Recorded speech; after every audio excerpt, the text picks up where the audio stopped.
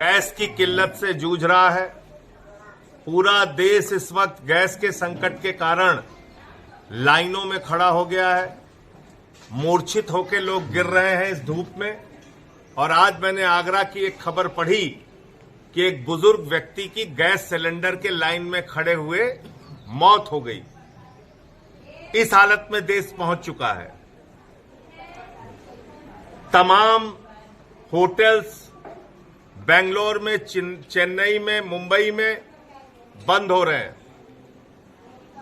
मोरवी के अंदर गुजरात में सैकड़ों टाइल्स की फैक्ट्रियां बंद हो गई। जहां पे बच्चे रहते हैं उन हॉस्टल्स के अंदर कैंटीन बंद हो गई। दिल्ली के अंदर हाई कोर्ट की कैंटीन बंद हो गई।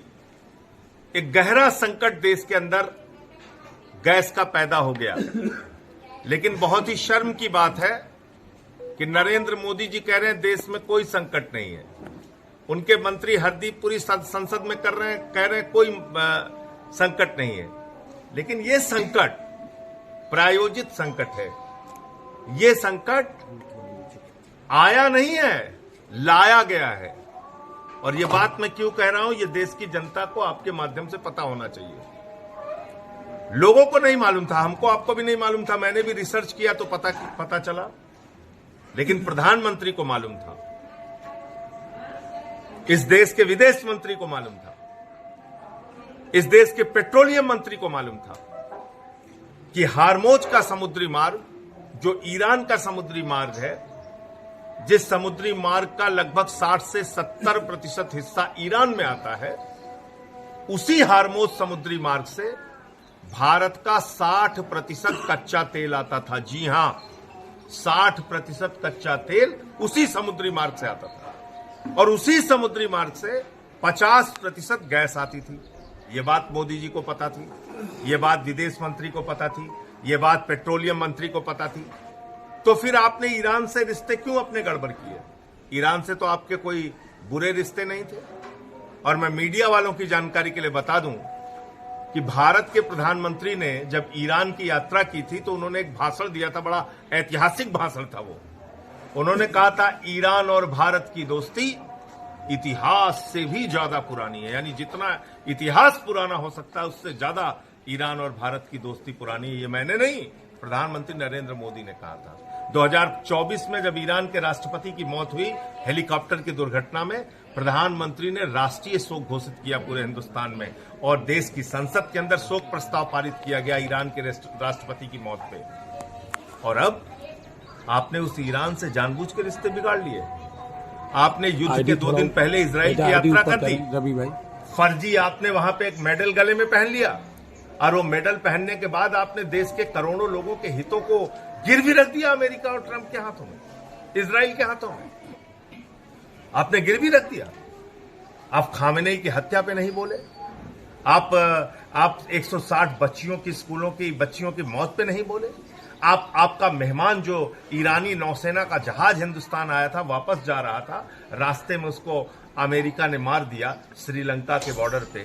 और आप उस पर भी नहीं बोले। आपका मेहमान मार दिया गया, आप नहीं बोले। और पहले दिन से मैं क्या कह रहा था कि ईरान से बात करो, ईरान से बात करो, भारत संकट में आ जाएगा, ईरान से बात करो।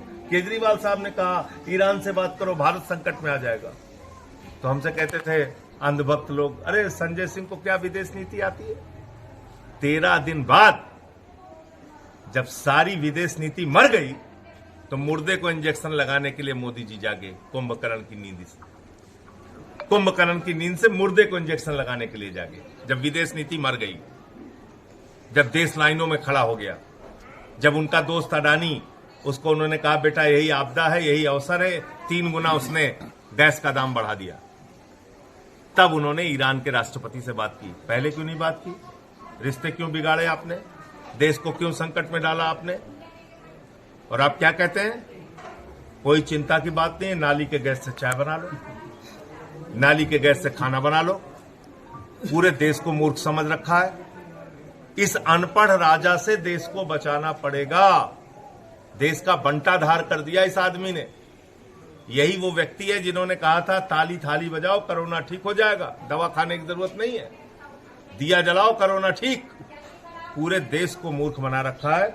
और इसीलिए मैंने ये प्रदर्शन आप लोगों के सामने किया कि ये देखिए आप, यहाँ पे गैस भी है, चूल्हा गैस का, पाइप है, और ये नाली, ये देख लीजिए नाली भी है, और ये पाइप भी लगी हुई है। नहीं आ रहा है इसमें गैस, हमारा चूल्हा नहीं जल रहा है।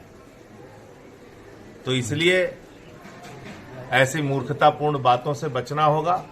ईरान के राष्ट्रपति से आपकी बातचीत हुई है प्रधानमंत्री जी, और हम सब लोग चाहते हैं कि भारत का ये संकट खत्म हो, हार्मोज समुद्री मार्ग खुले, वहां से हमारे तेल और गैस आना प्रारंभ हो। मैं तो बल्कि एक सुझाव और देना चाहता हूं।